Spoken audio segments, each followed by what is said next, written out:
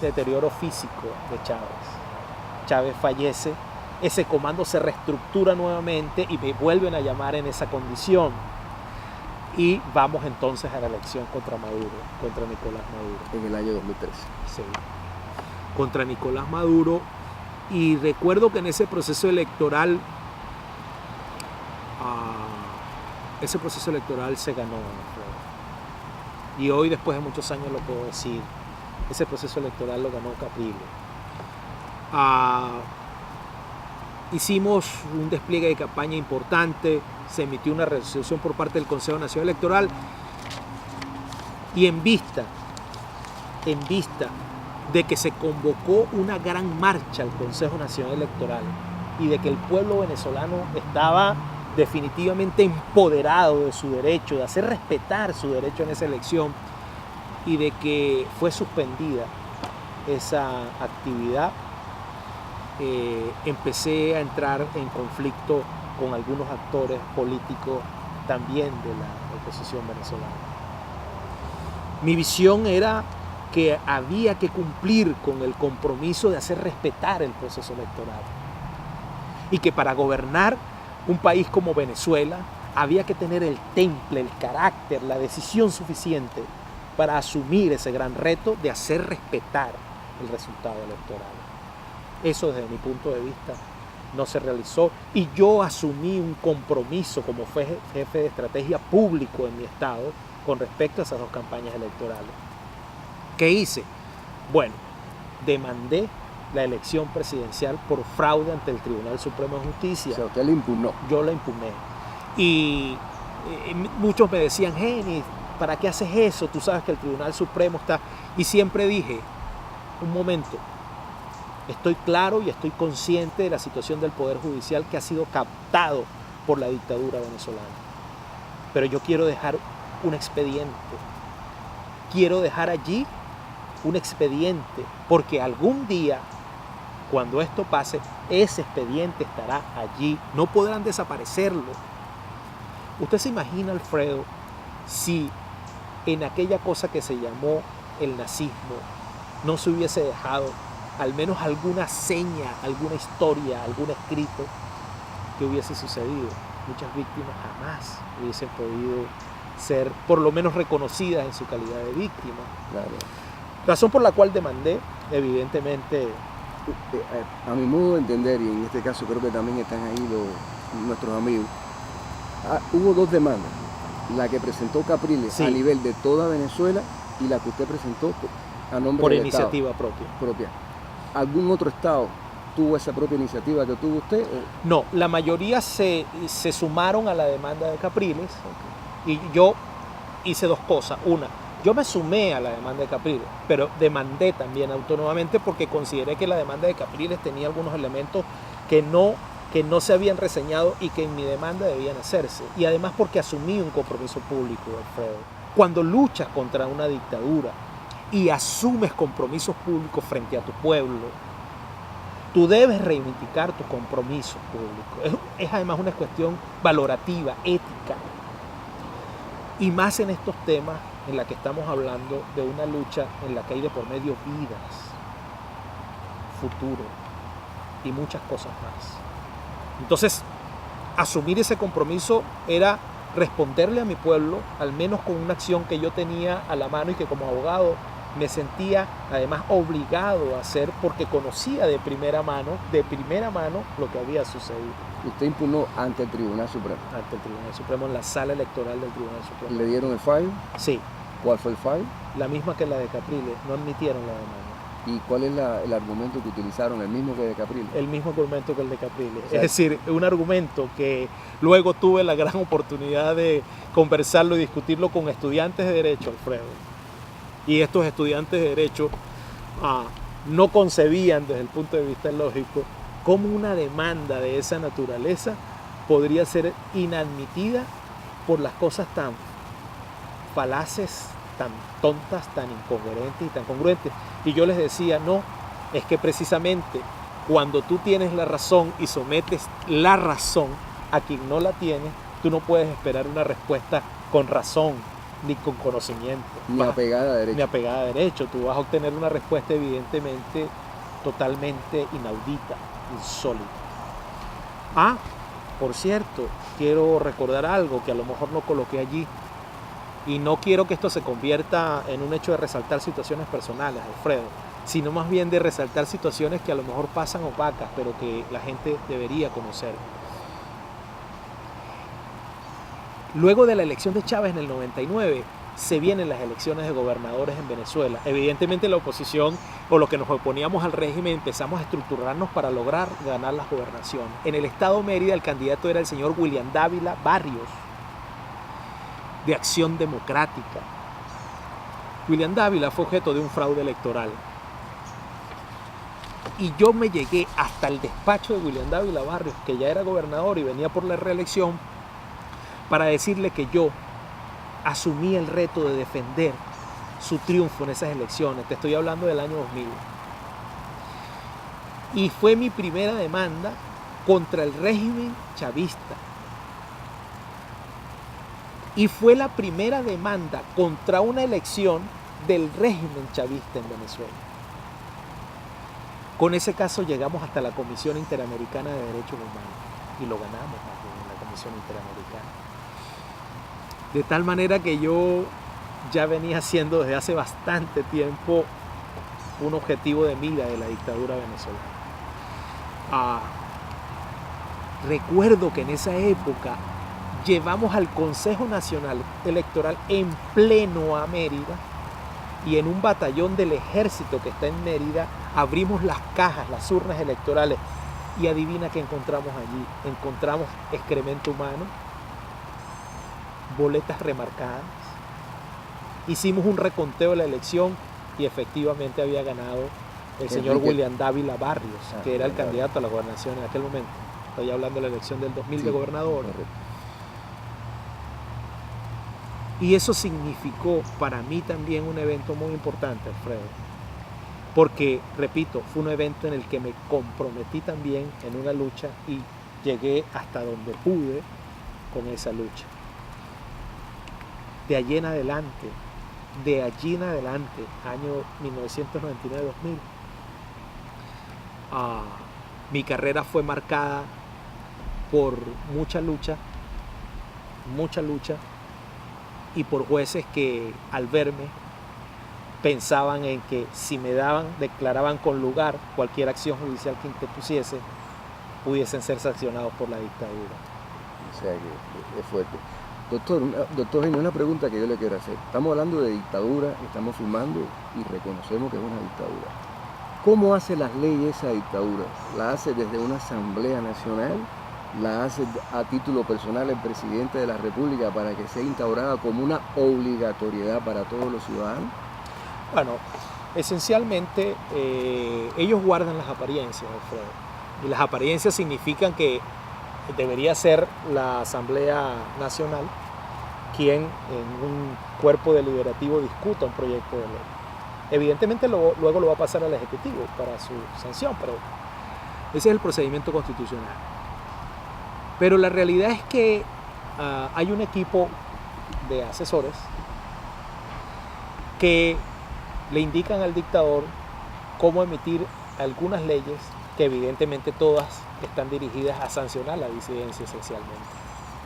Y a sancionarla desde todos los aspectos.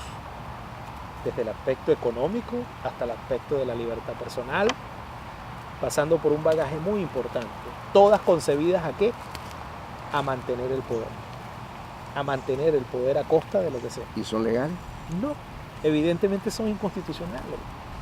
y son inconstitucionales desde todo punto de vista. Pero fíjese usted, cuando el régimen tenía mayoría en la Asamblea Nacional, antes del año 2015, el régimen enviaba una iniciativa de ley, a veces lo enviaba directamente desde el Ejecutivo, a veces aparentaba que era apoyada por una cantidad de firmas, que es otra forma de iniciativa de ley que hay en Venezuela, entraba al Parlamento y el Parlamento aprobaba inmediatamente esos proyectos de ley. Pero luego la cosa pasó a mayor trascendencia, es decir, luego la cosa fue la Asamblea Nacional violentando la soberanía popular y la Constitución Nacional. ¿Y por qué la soberanía popular en primer lugar? Porque fueron elegidos para realizar una actividad legislativa y control político sobre el Poder Ejecutivo. Y luego violentando la Constitución porque llegaron al extremo de acabar con todas sus funciones y delegar en el presidente de la República todas las funciones de la Asamblea Nacional. Es decir, instaurar casi que una monarquía en la que la palabra del monarca era ley. Y efectivamente fue así. Es la que prevalece como ley. Gobierno por decreto. El gobierno por decreto es lo más antidemocrático que puede existir en el mundo. Teniendo la Asamblea Nacional a su favor. Imagínese usted. Después del 2015, cuando ganamos la Asamblea Nacional, y por cierto, ese resultado fue reconocido porque los órganos de inteligencia de la dictadura cubana, más los órganos de la inteligencia internos en Venezuela, le dijeron a Chávez: debes reconocer este proceso electoral, porque de cada 10 venezolanos, 9 votaron a favor de la representación de la oposición en la Asamblea. Utilicemos otra estrategia. Permitieron reconocer el proceso electoral para después dar el golpe que dieron en el 2017, vaciando de contenido las facultades de la Asamblea Nacional. O sea, un golpe de Estado. Un golpe de Estado. Hay gente que le cuesta entender esto de un golpe de Estado porque señala, pero es que un golpe de Estado debe estar acompañado de la fuerza militar, tanques en las calles. Aviones. No. Los golpes de Estado institucionales tienen otra visión y mayores ejemplos de lo que ha sucedido en Venezuela no hay. ¿Ok? Entonces, hoy en día, ¿qué es la Asamblea Nacional Venezolana? Un cuerpo vacío de todas posibilidades de ejercer facultades institucionales, de que sus decisiones sean respetadas. Y efectivamente eso viene de un asesoramiento externo, que usted y yo sabemos de dónde viene. Es decir, un cuerpo de visión de hegemonía de poder. Sí, es una copia. Exacto. Del modelo cubano. Sí. Doctor, una pregunta que yo le quiero hacer también relacionada con todo esto. La creación de la Constitución del año 1999, los 3 poderes que había en Venezuela quedaban prácticamente diluidos en 5 poderes. Sí. ¿Usted ve eso como una forma de manipulación posterior en las elecciones para garantizar, en este caso, retener el poder indefinidamente? ¿O existen constituciones con estas características en el mundo de hoy? No, existen constituciones que tienen más allá de los 3 poderes esenciales, ¿ok? De Montesquieu, pero la verdad es la siguiente. A ver, institucionalmente, Alfredo, por eso yo digo que las dictaduras de este corte utilizan las constituciones como fachada. Cuando les tildan de ser dictadores, entonces sacan la Constitución. Por eso Chávez, si tú revisas los videos de Chávez cada rato señalaba la Constitución. Es su fachada. No, lo que realmente sucedió en Venezuela es que, a pesar de que existía 2 poderes más de los tradicionalmente establecidos, que es el poder ciudadano y el poder electoral, esos poderes políticamente fueron captados por el Ejecutivo Nacional. Ahora, el proceso de Asamblea Nacional Constituyente que se llevó en Venezuela entre 1999 y 2000 fue un proceso que no quedó claro desde el punto de vista constitucional, porque la Constitución de 1961 no establecía esa figura, no establecía la figura de la Asamblea Nacional Constituyente para reformar o modificar la Constitución vigente. Estamos hablando, doctor, de la teoría del árbol de fruto envenenado. Exacto, dentro del derecho. Dentro del derecho. Entonces, claro, evidentemente, Cuando en Venezuela la antigua Corte de Suprema Justicia habilita la posibilidad de un referéndum para consultar al pueblo si quería o no una Asamblea Nacional Constituyente, estaba utilizando un mecanismo que no establecía la Constitución de 1961. Ahora bien, ese proceso se llevó a cabo, Alfredo, y la mayoría de las personas que participaron allí votaron porque querían una Asamblea Nacional Constituyente. Pero, ojo, fue un proceso que desde mi punto de vista se llevó a cabo de seguida de un proceso electoral a la presidencia de la República. Evidentemente se aprovechó el resultado del proceso electoral para lograr el resultado de la Asamblea Nacional Constituyente.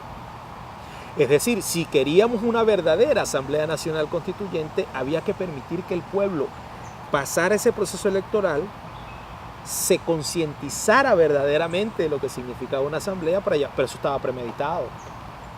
Ahí yo quería llegar, doctor. ¿Por qué le digo esto? Porque en la medida que nosotros estudiamos la Constitución del año 1999, la que antecede y los resultados, esta Constitución se asemeja a un traje a la medida, por lo menos en los 10 primeros años del proceso bolivariano, donde se va consolidando la figura del presidente hasta llegar a promover la enmienda constitucional y todo lo que usted conoce mejor que yo desde el punto de vista legal. Yo he podido ver que también dentro de esa estrategia ya el gobierno está dando paso para poder establecer lo que se llama una nueva constitución. Y voy a dar algunos datos para reforzar esa idea. Por ejemplo, amigos, vamos a referirnos a la Asociación Civil Control Ciudadano.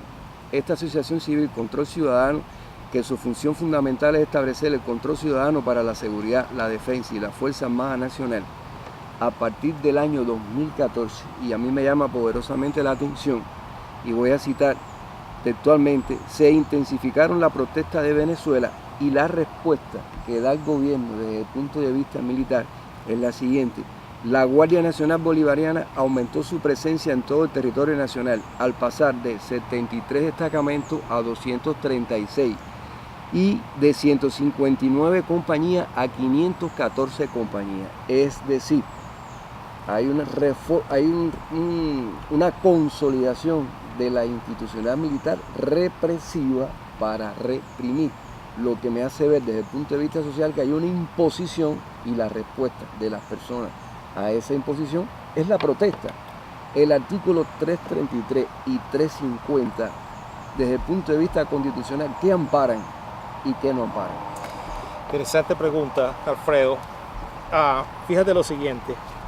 Voy a hablar, y me disculpan un poco, de algunas situaciones técnicas y luego lo trataremos de explicar en palabras muy llanas.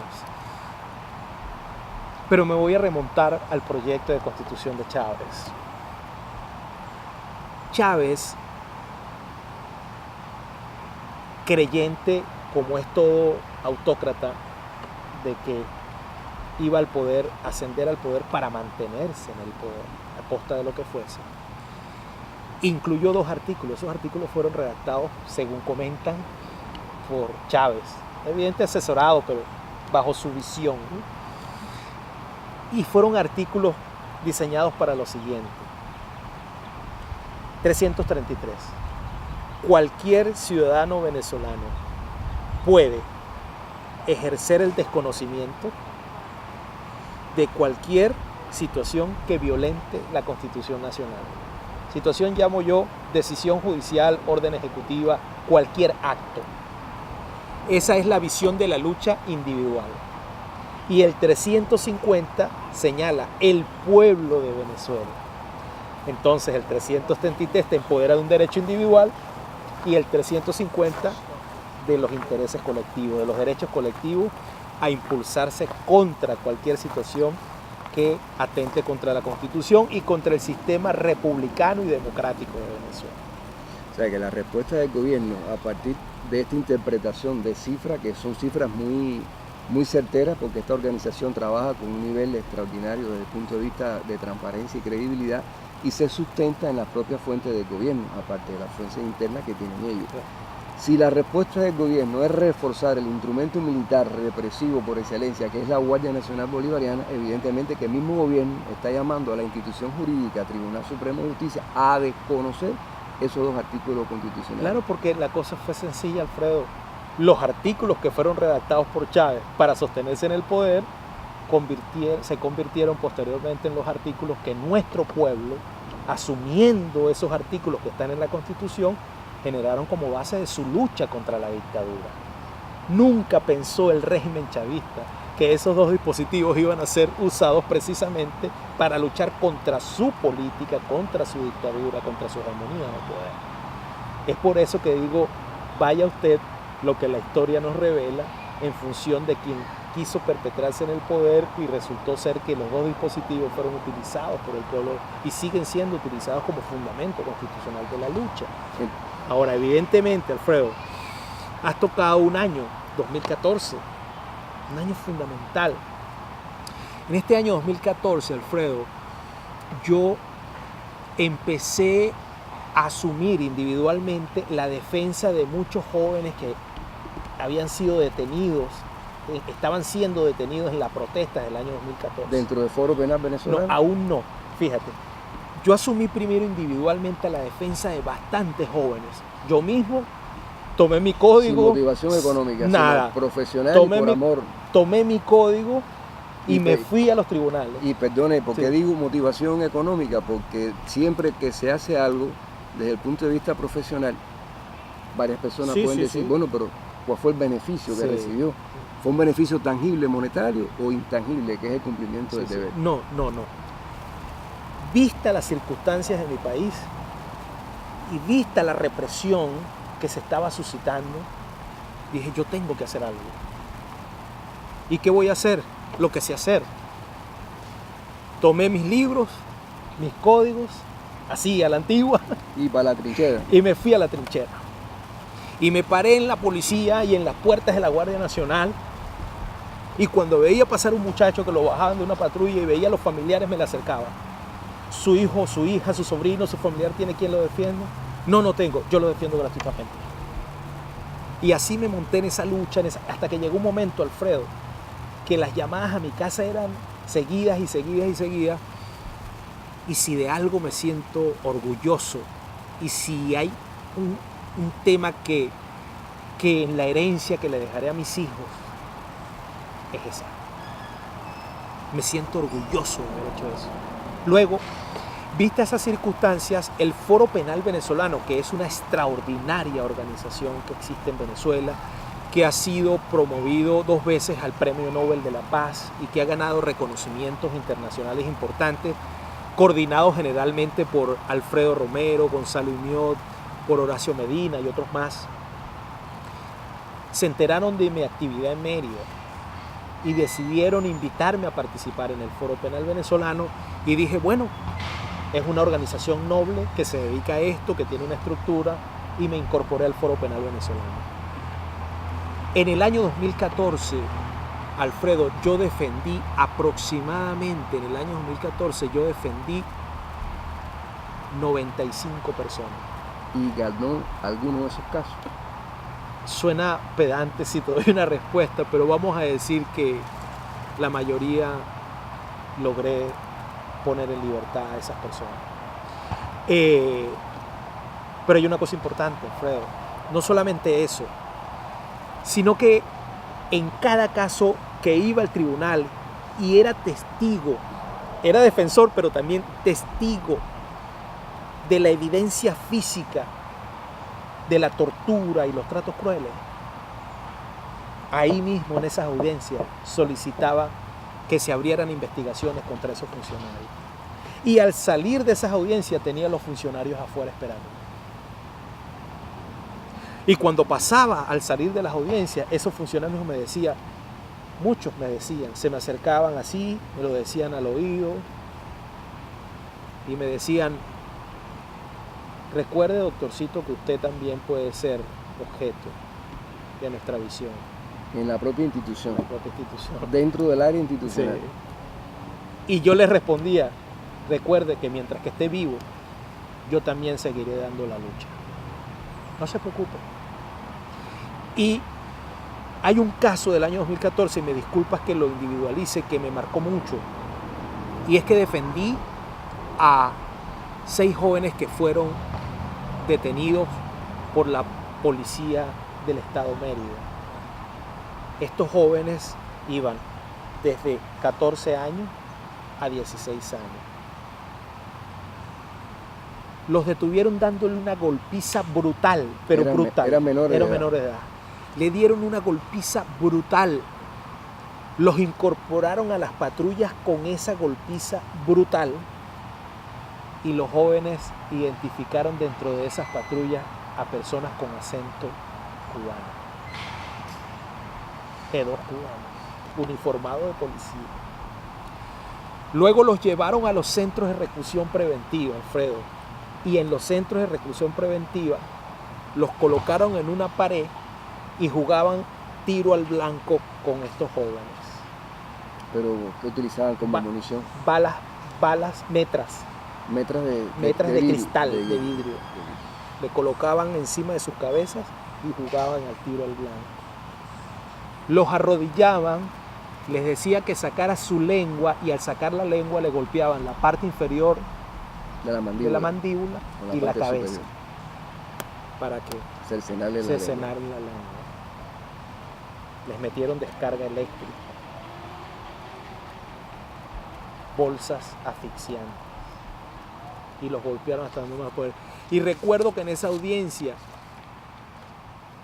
le pedí a la juez permitiera que esos jóvenes se quitaran la ropa y la fiscalía se opuso rotundamente y logré que se quitaran la ropa en plena audiencia, marcados desde aquí hasta los pies.